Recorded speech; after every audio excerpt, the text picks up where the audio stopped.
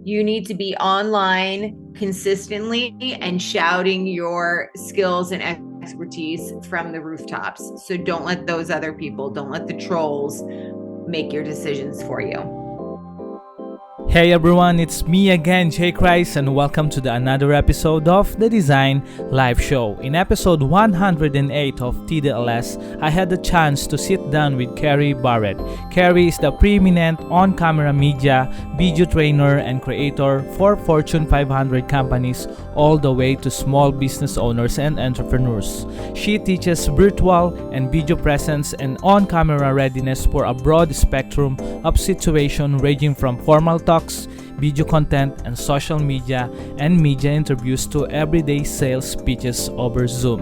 In this episode, we talk about her amazing story from ground up, how she was able to conquer her fear in public speaking to becoming the best on her niche, actionable insights to develop your authentic speaking style as a shy and introverted person, practical advice on navigating challenges as a business owner, the power of AI and how could you leverage it for your journey, and on-point techniques on how to build meaningful relationship with your audience through videos, and much more. So I hope you guys will find a ton of value from this episode, and I really had a great time talking with Kerry. I learned so much that I can't even imagine. So if you have any questions, just let me know as well. So make sure you following the podcast, and if you haven't already, please leave a review on the podcast, and that would really help the show.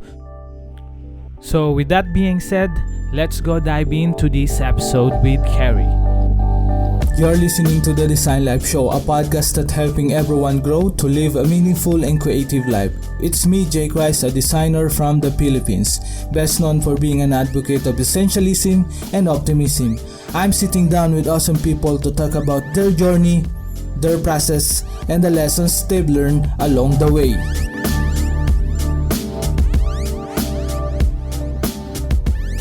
Hey everyone, it's me again, Jay Christ, and welcome to another episode of the podcast. I'm super stoked. It's been an honor to really have a very great guest, and her expertise. It's her growth is really tremendous, and I think it would really give some value, especially for the Filipino creative community, and we will and. Hopefully this would give you a boost as well when it comes to your when it comes to those people who really want to enhance in terms of their public speaking skills. All right, so welcome, Kerry. Thank you so much for dropping by on the podcast, and how are you doing?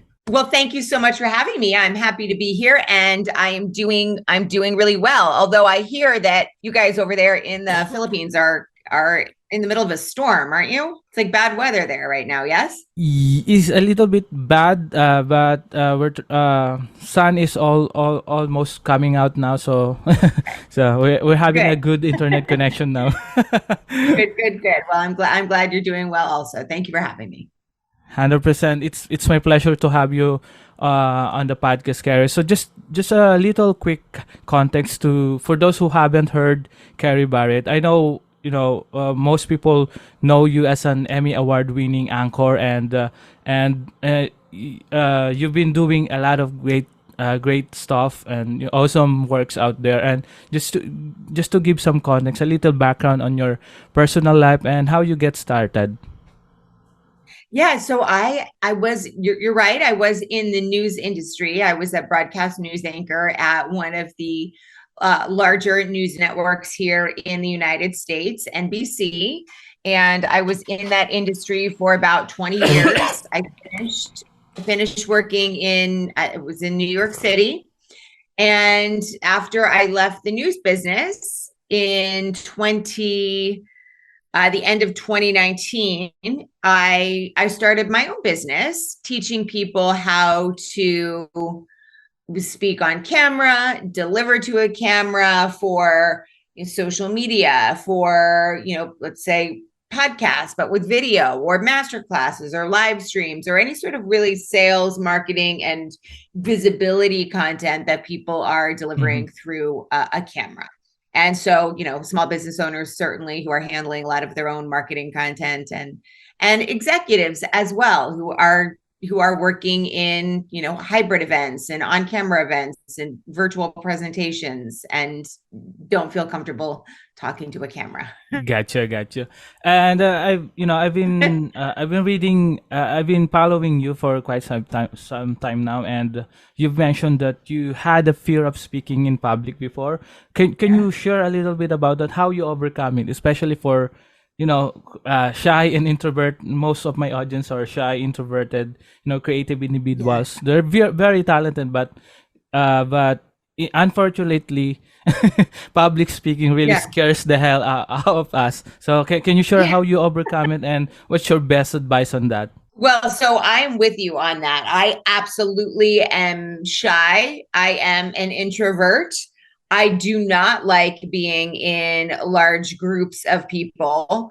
And I've always sort of been that way, but there is a way to get around it. And I would note, if anybody is listening now who feels the same way and is also a creative or a creator, I feel like there is it is especially vulnerable for those types of people to put themselves out there, because so much of what you create is it is personal. It is your face and your voice and your point of view or your thoughts. And it can open you up to a lot of both internal critique, 100%. meaning like what's going on in your mind, and external critique, people who are watching you.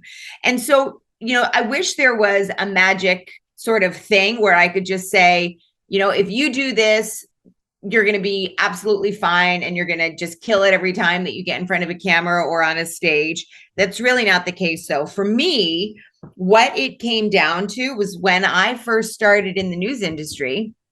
I mean, my first appearance on camera was on live television news with an audience, and in my paycheck from work depended on me being able to deliver compellingly and to keep the audience there. And if they didn't stay, we knew, because the ratings were being counted pretty much every second, and we they were delivered the next day. And so we knew if somebody got on TV and the ratings immediately went down, people didn't like that person. And so it was very high stress. And I was absolutely not perfect. I was terrified and I was terrible when I first started. But because of my environment, because of my job, I had no choice but to show up every single day. I couldn't walk into my boss's office and say, like, I'm feeling scared today, I can't do it. I would have been fired. So I had no choice but to show up every single day. And it didn't mean I had to show up for a long time. Maybe my story was just a minute long, but I had to do it.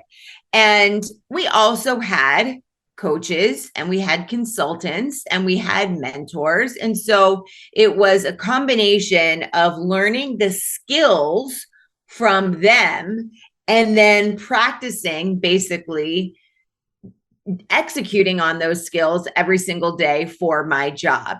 And the combination of the two is what got me to a place where I felt confident in my skills. And then when I started to feel confident in my skills, I was able to take more risk, meaning I was able to try new things, a new way of delivering, or a new, way of talking about a story, or demonstrating something on camera. And each time I took another step, my confidence grew and it sort of propelled me a little bit further.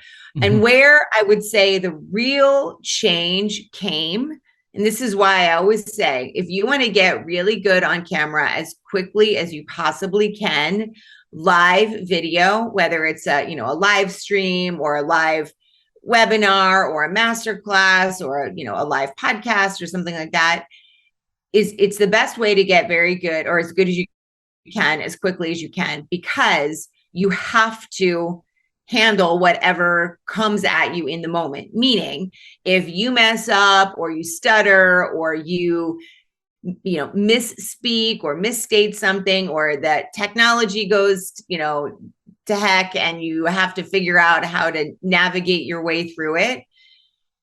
Once you realize that you can handle anything that comes your way, and it may not be pretty, but you're going to come out the other side standing, then that's a game changer in your personal life and in your business, because you realize that, oh wow, I can in fact like do this, and I can do it well, and I can make it through to the other side. And when you figure that out on live video, which is why TV was such a great medium for me to get better, because it was live every day. Once you figure that out, then it makes everything else easier, because you stop overthinking your recorded video. You stop, you realize that perfection is not the goal. It doesn't mean that you're 100%. Rambling or you don't make any sense, but you realize you're there and you can make it happen, and you don't overthink it. And when you start to get really good at recording videos, then it makes your process quicker. It all starts to come together. That was a very long answer. I apologize, but there's a lot that goes into it, or there was a lot that went into it for me. Anyway. I'm jotting notes right now. I'm taking notes right now. So just to shift a little bit, or go back a little bit with your journey, Kerry. You mentioned,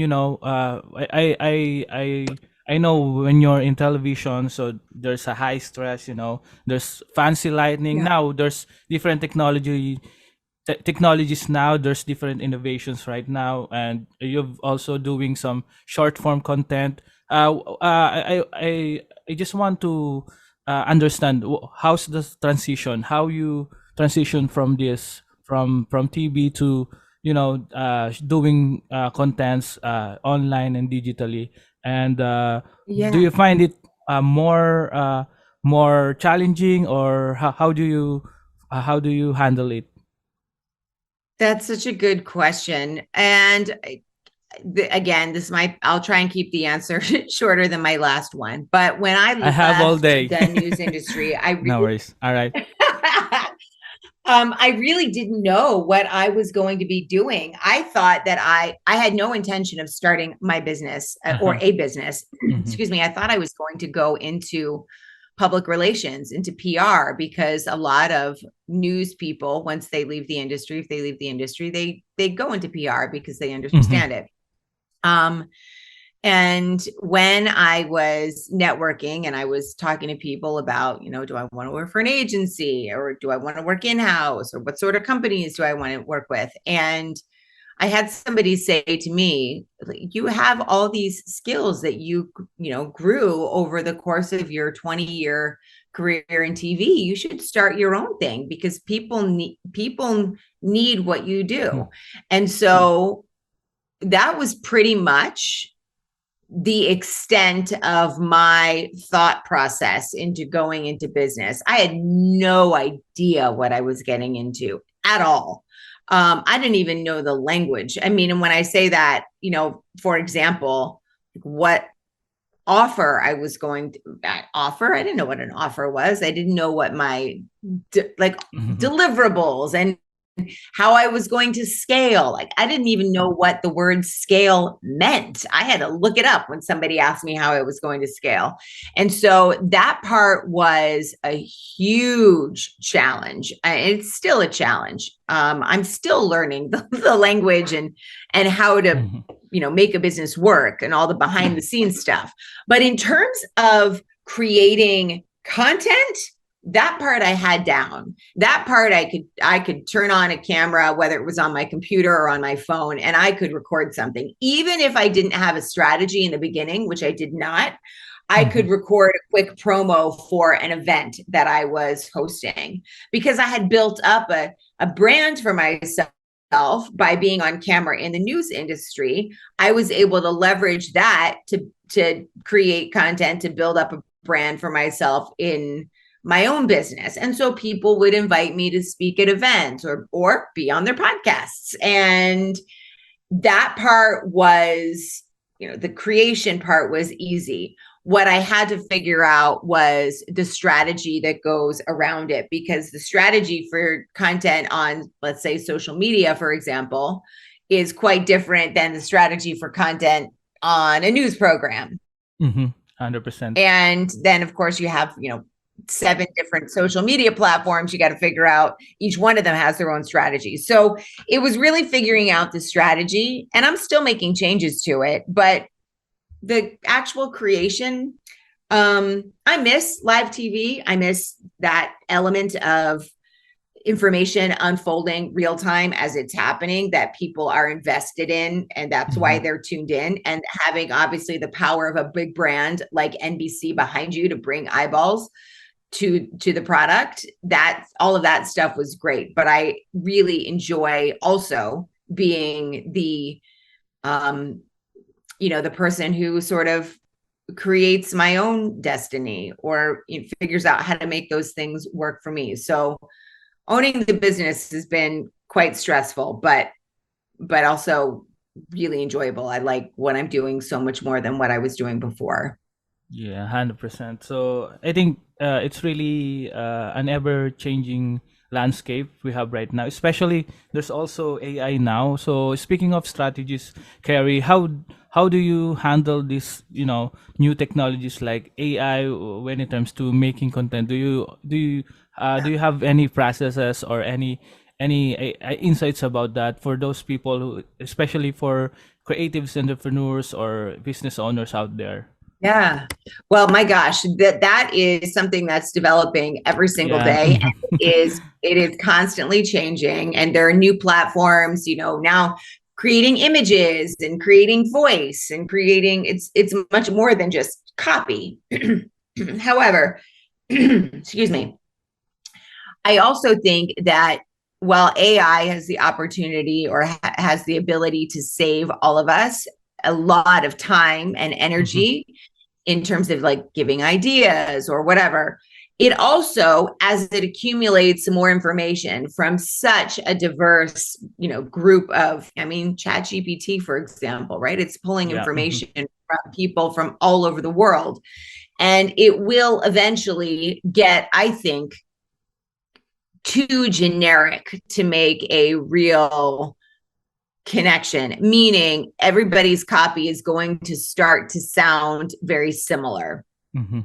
And the only way that you'll be able to make, as a business owner or creator or whatever, as a person, even within an organization, a company, that you'll be able to make a real, true connection that's real and authentic, is by your actual face and your actual voice, giving your actual point of view with your Mhm. stories attached to it. And so video is the easiest way to do that, and the most real way to do that right now. Where I like to use AI is to expedite the process of creating the ideas. So I might go into, let's say, Chat GPT and say, act as a social media manager and create 20 video ideas for Instagram reels having to do with my niche or that Mhm. appeal to my target audience. And then they won't all be great ideas, but some of them will be. And then I can pull those. And so, for example, what I'll do is I'll pull one of those topics and I'll create a video, and then I'll maybe post the video to Instagram reels. But then I will take the transcription of that video Mhm. and I will put it into Chat GPT, and I will tell Chat GPT to use the same language, but change this transcription into a Twitter thread. So now I have a Twitter thread where I can upload, I can post onto Twitter. And then I will take those Twitter threads and I'll plug them into another AI app, and I will ask it to take those Twitter threads and turn them into a carousel for LinkedIn. And so now, because Mhm. carousels, as this recording, are playing really big on LinkedIn. And so Yeah. from that one video idea that Chat GPT gave me, I was able to use AI to turn it into a whole bunch of different posts in different formats for other platforms. So it really is, there's not a one size fits all strategy for AI. And I only learned to do that by sort of like playing around with the different platforms and seeing which worked best. And Mm-hmm. there'll be changes, I'm sure, that come up, but it is one of the easiest ways to create workflow and topic ideas for your social media posts. Something else that I like to do is I release a podcast once a week, and I release a vlog once a week, and I release a blog, like a text blog, once a week. And I'll take Mm-hmm. the transcriptions of the podcast and the vlog and the blog, and I'll plug them into ChatGPT and ask ChatGPT to write a newsletter promoting that piece of content. And then the newsletter, the ChatGPT rather, will spit out the newsletter, and then I can use that content to send out to my email list to let Mm-hmm. them know there's new tips and tricks out, and to, go on over to YouTube or wherever it is and direct them to watch. So you can really repurpose a lot very, very quickly. I can do that in 3 minutes versus, sitting down for an hour and trying to come up with a Mm-hmm. newsletter that promotes things the proper way. Anyway. Yeah, 100%. I think that's really great. And for anyone who are listening, guys, make sure you're taking notes. And I think that although it's pretty overwhelming, what Carrie's Yes. said is pretty much worth it if you're really trying to build a brand or build your business as well. And you mentioned, Carrie, I know. When it comes to creating video, you always mention that authenticity is really the key, right? So Mhm. and I call it, most of the contents right now because of AI, which really amplifies, which really amplifies the value of creating content or content Mhm. marketing. But the problem is it's too samey, like you mentioned. For me, it's Yeah. too samey. You mentioned too generic in your word. So how can we, as an entrepreneur or creatives or creator out there, how can we really be more authentic in front of the camera? And what's your advice for them to really hone that skills, talking in front of the camera? Yeah. So in terms of being authentic, really what it comes down to is being able to be a little, mean by that, and we talked a little bit about this at the beginning of the show, Yeah. Mm-hmm. is that it's scary, especially when you're a creator, because you are putting your face and your voice Yeah. and Mm-hmm. your thoughts, your own personal experiences and point of view out there for people to consume and pick Mm-hmm. apart and critique and all of that other stuff. That does not mean that you should shy away from it, though. We all have different levels of comfort with what we're willing to put out there, and I and Mm-hmm. I wouldn't say to anybody who's unsure, like, just go and wear your heart on the sleeve and leave it all out there for everybody to. No, you go in stages, and as you begin to get more comfortable, you may feel like you are able to reveal a little bit more, like some of the, for example, maybe mistakes that you've made as a business owner. Like, for example, a couple minutes Uh-huh. ago, I told Mm-hmm. you how I didn't even know what the word scale meant when Yeah. I first started my business. In the beginning, I wouldn't admit that to anybody because I was afraid that they would think that I didn't know what I was doing, and I didn't. And that maybe I wouldn't be around for very long. Maybe my business would fail Mm-hmm. because I had such a lack of business knowledge. And so I wouldn't share that. I wasn't comfortable sharing now, 3 years in, I'm perfectly comfortable sharing it because it helps other people who maybe are considering starting their own business or who have started their own business and are overwhelmed with everything they need to learn. And so I took steps in sharing, but that little story, that is an example of authenticity.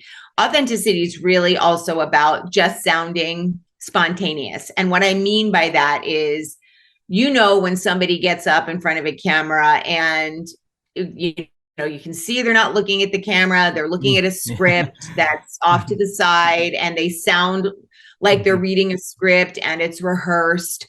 A lot of quote unquote authenticity is really just understanding how to deliver your prepared message in a way that sounds spontaneous, off the cuff. And it doesn't mean Mhm. rambling.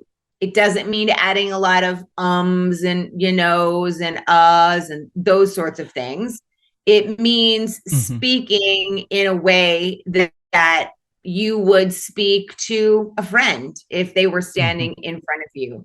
So much of delivering in an authentic way is really just about, it doesn't have to be complicated. It's really just about replicating the way that you would have a conversation with somebody who you knew very well, who was standing next to you, but with a little more polish because you've planned what you want to say. It doesn't have to be complicated, but we get in our heads about it for sure. So I would say if you want to practice being authentic and you want to practice being good on camera, one of the things that I tell every single person who is thinking about this is if you're really uncomfortable, open your phone every morning or whenever Mhm. you have time to do it and just talk into the lens for 30 seconds.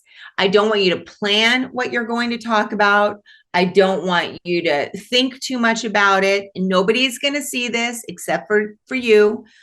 Talk about whatever. Talk about how you're excited to get your first cup of coffee in the morning, or you're excited about a pasta dish your spouse is making that night, or whatever it is.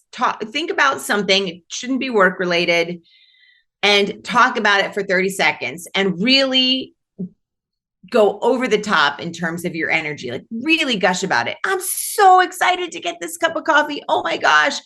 I Mhm. just woke up. The morning is fresh. It's a beautiful day. I can't wait to get it. Whatever it is that you want to talk about it. And then do that for 30 seconds a day, change the topic each day for 30 days.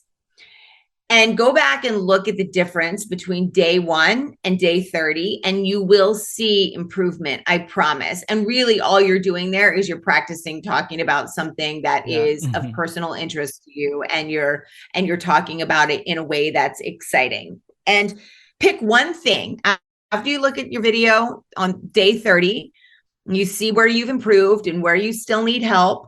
Pick one thing to work on. So let's say it's eye contact. You struggle to look at the lens and not look at this monitor of your face down below it. Pick Mhm. one thing to work on. Okay, I'm going to work on not looking at my face and just looking at the camera lens. And you pick that and you work on just that one thing until you feel like you've gotten better, or you see a noticeable change and you understand what it feels like to look at the lens and not look at the monitor. And then pick the next thing to work on. So maybe the next thing to work on is you feel like you don't come across with a lot of energy. So that's the next thing to work on. How are you going to show up with more energy on camera? Is it going to be because Mhm. of, changes in your vocal pattern or facial expressions or hand gestures or movement? And usually it's a combination of all those things. So you pick energy and then you work on that until you feel like you've improved to a point where you're comfortable moving on to the next thing. And then maybe the next thing is you use a lot of filler words. And so you want to practice dialing those down. So then you work on eliminating the ums from your conversations on camera. So you pick one thing and you work on it until you feel better. It's a lengthy process, and there's absolutely a way to speed it up when you have some coaching and guidance. But if you want to start practicing on your own, that's the easiest way to do it with the lowest time commitment. Yeah, oh my God. I think I'm pretty much guilty of all those like But and you're a you're lot of good. fillers. No, thanks, Kerry. But again, there's there's still a lot of things to learn when it comes to cameras, and especially when looking at the lens. That's very important. I'm glad you mentioned Yes. that, especially if you're looking with if you're talking to someone in person, so you have to really look at the eyes, right? So Yes. basically the lens is like the the way to the eyes of your audience. I don't know if that's that's the right word, but No, mhm, absolutely. Absolutely. So mhm. the camera lens is your audience's eye Uh-huh. and the microphone is your audience's ear. And so if you whether you have one person watching you or you have a million people watching you, the way that you can look at each person in the eye is to look at the camera lens. And I see people do this all the time. In fact, I was watching a video podcast Mm-hmm. yesterday, and the guest was looking at the host Mm-hmm. on the monitor. But the podcast isn't made for the host. The podcast is made for the audience. And so the effect was she wasn't looking at the audience, which is who's this is designed for. She was looking at the host. And so she wasn't meeting her audience where they were. So remember that no matter how many people are watching, the content, generally speaking, is not designed to be used in the moment unless it's a live stream. 100%. It's Mm-hmm. going to be posted later. And so you are thinking about the audience who is going to be watching it later. And the audience who is watching it later, they're going to be watching you on the monitor or on their phone screen or wherever it is. And you want to look 100%. at Mm-hmm. them in the eye because that's who you're talking to in essence. So always be looking at the camera lens. It's okay to glance away every now and then. We do that in our natural speech. If Yeah. we're Mm-hmm. thinking something or we're gathering our thoughts, we don't stare someone down. We may look away for a moment as we look in the background and we think about what we want to say, and then we come back to them and we look them in the eye. And you can absolutely, I mean, the goal of comfortable, confident, natural communication on camera is really all about just replicating to the best of our ability the way that we speak in person, minus, the ums and the ahs. So think 100%. about Mm-hmm. that. You look at the lens, you're looking at all of your audience members in the eye, and again, the microphone is their ear. Yeah, 100%. And I don't know, Kerry, if you heard the eye contact AI. So have you heard that web application? So basically, it really give you it's really faking the eye contact using that. I've heard that as well from one of I think from LinkedIn, from one of my network there. So from one of my Yeah. friends there. So it's I think it's a eye contact powered by AI. So it's a tool for broadcasting. So it made by NVIDIA broadcast. Maybe if you're if you haven't tried that, probably you could check that out. But again, it's really like what Kerry said. It's really about practicing, honing those skills over and over again, and of course finding the right mentor, finding the coach Yeah. to really help you gain that confidence in front of the camera. And speaking of being a mentor, Kerry, I know you are using. I mean, you are doing some programs as well, right? So you are sharing a lot of value. Actually, the things that you've mentioned would really help a ton, especially for those people who just getting started. And I'm as well. I'm writing notes. And when someone really needs your mentorship or your program, do you have like can you share a little bit about that and where they could find it? Of course, absolutely. I appreciate you asking about that.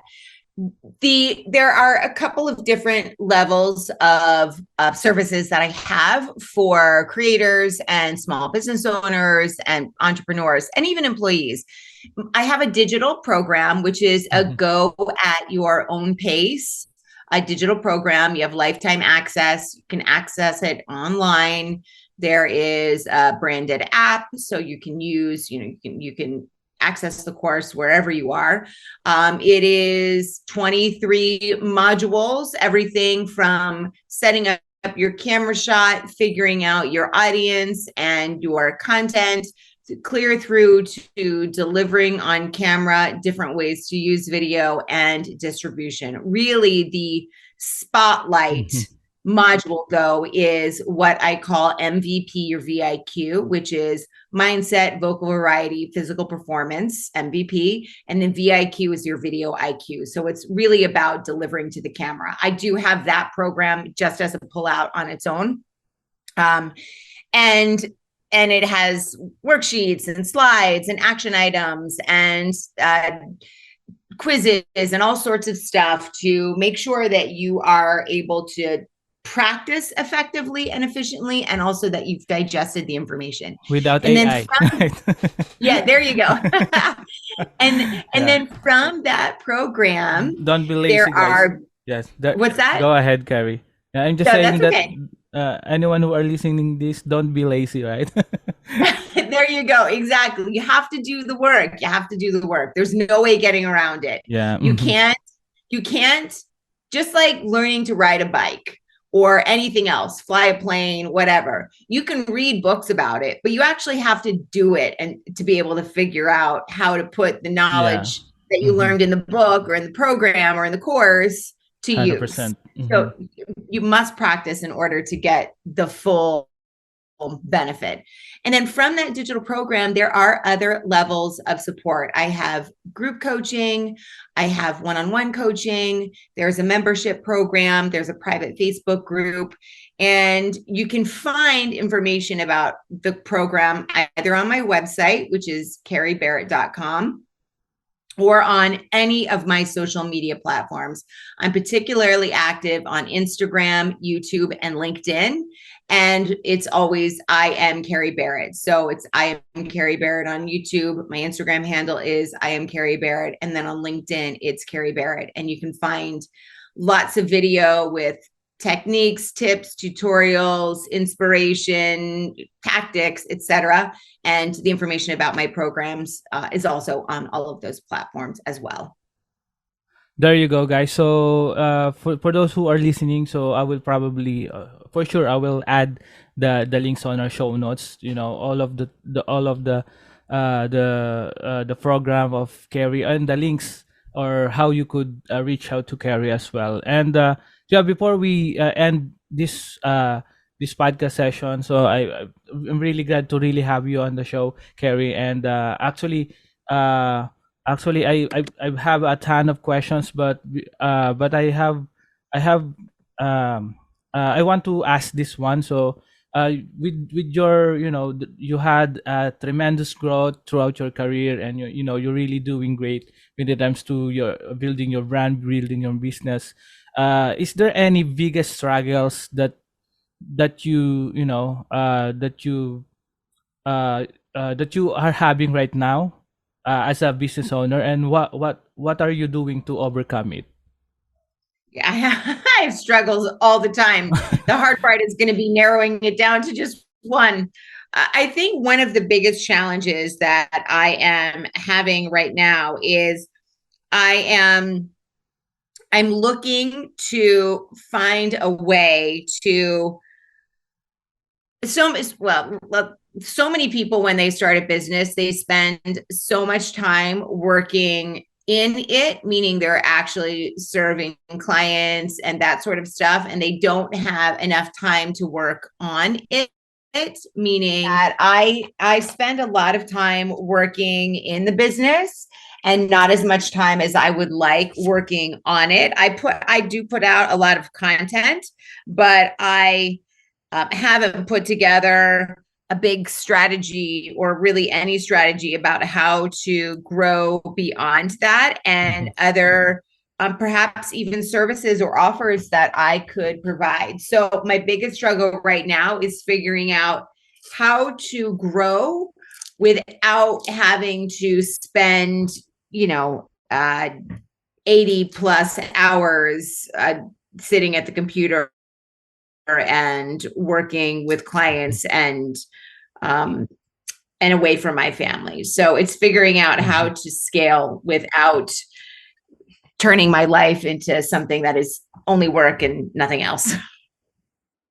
I'm still figuring it out. 100%. And I think a a part of it really optimizing the processes and leveraging Yeah. these automations or AI and Yeah.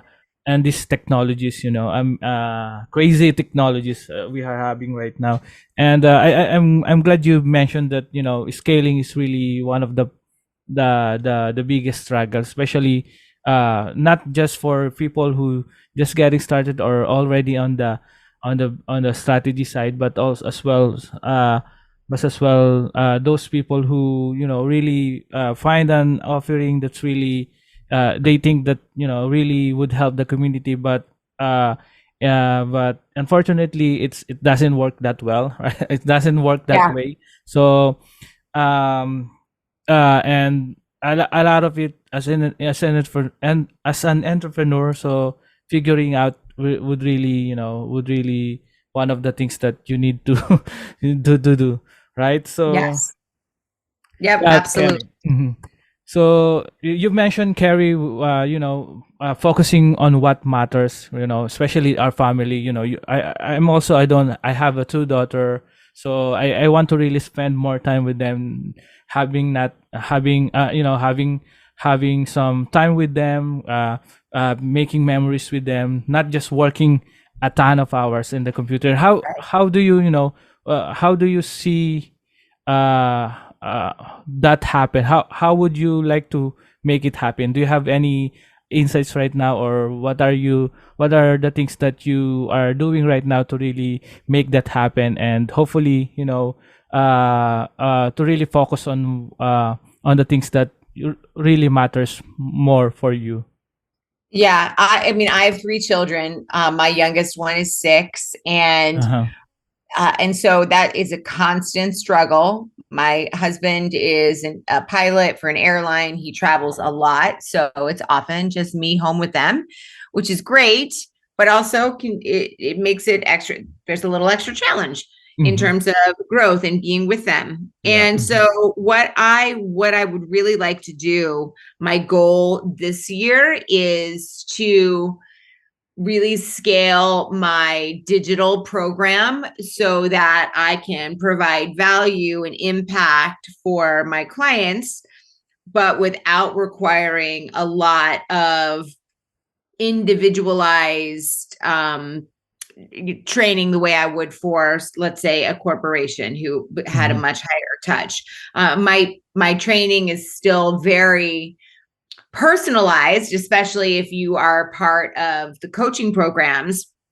There's a lot of content that and office hours and support that allow people to individualize the training and make it very applicable to them. But that is the area of my business I'm concentrating on growing so that I Mm-hmm. can cut back on some of the corporate clients that I have that take a Gotcha. lot of time.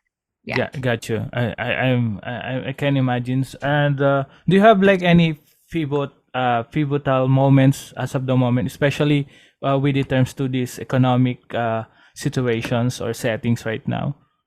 Have Can you say you that done have you done some again? pivot? Have you done some pivot in your business that maybe some people would like to consider it, especially in the economic setting that we have?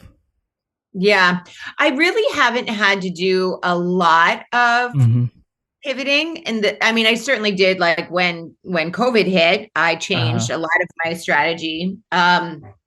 But I haven't had to do a lot of pivoting right now. And most of that, I think, is because my offers or my solutions have such a low price point to start with that Mm-hmm. if somebody is interested, I can give them a service that still provides high impact, but for a relatively low fee and allows me to free up my time as well. Gotcha. Does that make sense? Yeah. Mm-hmm. Are you considering as well, Carrie, to write a book? I would like to write a book that is on my to-do list, but I haven't gotten around to it just yet. But yes, Yeah. that is on my list. Consider me the first buyer of that. So basically, Okay. yeah, yeah. That's it. Speaking of books, do you have like any books that you could recommend for those people who want to really hone their skills when in terms of public speaking and being on camera? Do you have like some few books in mind right now that we could share to our listeners? Yeah, I mean, there's a few that I think are really good. I have one actually written by one of my friends. Her name is Mhm. Pat Lore, Lore, and the book is called Confidence on Camera. She Gotcha. also is a former newscaster in a different area of the country than I'm in, but I know her from business and from the news industry, and it's a really good, very solid book that'll give your listeners a great start and a good baseline of knowledge. Gotcha. Confidence on camera. So for those who are listening, guys, so I will put that on our show notes as well. So yeah, again, thanks a ton, Kerry, for dropping by on the podcast. And I know I have a lot of questions, and I do still have a ton of questions, but I'm sure you have a crazy schedule right now. So for those who are listening, for those who really want to have an impact, make meaningful impact for their community on camera, right? So what's your biggest advice and most practical advice for them before to end this podcast, on ending this podcast? Yeah. My biggest advice is that you should, and it's easier said than done, but do not allow people who you don't know, me they're watching and listening and we're afraid of their reaction. Those people are not in the ring with you. So do not let them affect your decisions. I know it's hard to self promote for a lot of us. We don't feel comfortable talking about what we do or our expertise or why we're so good at it. But if you expect anybody to find you and listen to you through Mhm. all of the other digital noise that's out there, you need to be online consistently and shouting your skills and expertise from the rooftops. So don't let those other people, don't let the trolls make your decisions for you. There you go. So make sure you have internal validation, guys. So just to add on that, and don't look for external validations in if that makes sense, right? So again, Kerry, thank you so much for dropping by on a podcast. I really appreciate it. Thank you. And for those who would like to reach out to you, if they have any additional questions and if they want to check out your programs or courses, where they could find you. Yeah, the easiest way is to follow me on Instagram. I am Kerry Barrett is my handle, and send me a message there. You can also find all the information about my courses at the link in my bio. There you go, guys. So for those who are listening, everyone, I will add that on our show notes below. So if you're following the podcast, so we are or if you haven't if you haven't subscribed or followed the podcast yet, so we're available on Apple Podcasts, Spotify Podcasts, or Spotify, Google Podcasts, SoundCloud, and this podcast is the only one in the Philippines that on Amazon Music. So it's already listed there. So just check the designlifeshow.com. That's the designlifeshow.com for you to for you to download these episodes, including Kerry's episode. And I hope you find some value in this. And again, Kerry, thank you so much for dropping by on the podcast. I really appreciate it and grateful to meet you and talk to you. Well, thank you very much for having me. I appreciate your invitation as well. And thank you for allowing me to share. And that's a wrap. So thank you so much, guys, for listening on the podcast. So do you have any questions in mind? So please submit your question to be answered on the podcast. Send your questions via email, at least 2-minute audio clip at podcast@jchristevez.com. So there are a ton of people asking me about how to support this podcast. So here's how. Number one, you can follow or leave a short and honest review on Apple Podcasts. You can also take a screenshot of this podcast and share it with your friends. If you want to support the podcast monetarily, you could visit jchristevez.com/support or patreon.com/ jchristebes. So you could also shop courses and tools online to design the life you really deserve by visiting journeyacademy.com. So by listening, it's really supporting my message already. So that's more than enough and it means the world to me. So thanks a ton and see you next time.